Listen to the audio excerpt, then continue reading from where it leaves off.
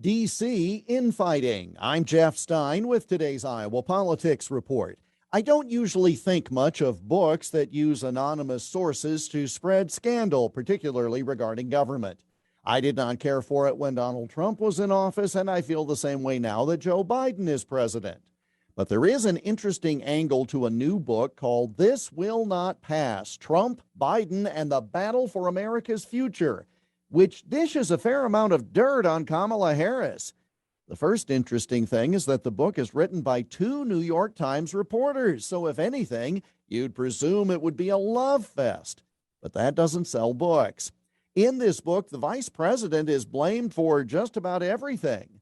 Biden's communications director is reported as saying that this would not have been the first time Harris fell short of expectations, citing her time in the Senate, her dreadful presidential campaign, and overall failure to complete assignments. None of that is news to objective observers, but for it to be in a book like this and tied to a Biden official, well, that's interesting. The White House has denied it publicly, of course, but it makes you wonder if those behind the administration are working various angles to discredit Harris so they can bump her from the ticket in 2024.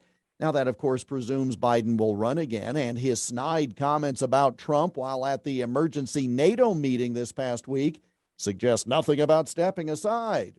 The book calls the Biden-Harris relationship friendly but not close, adding that their weekly lunches lacked a real depth of personal and political intimacy. From what we can tell, that could have been said about any of Harris's relationships. And the book dishes that Jill Biden was against Harris being selected because Harris famously attacked Joe Biden in one of those early presidential debates. Now, these highlights are only used to sell books, and this one doesn't come out until May 3rd.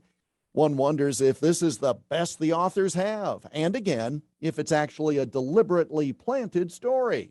And that's the Iowa Politics Report for Friday, March 25 on Twitter, Instagram, Getter, and Parler at Iowa Politics. I'm Jeff Stein on News Talk 1540 KXEL.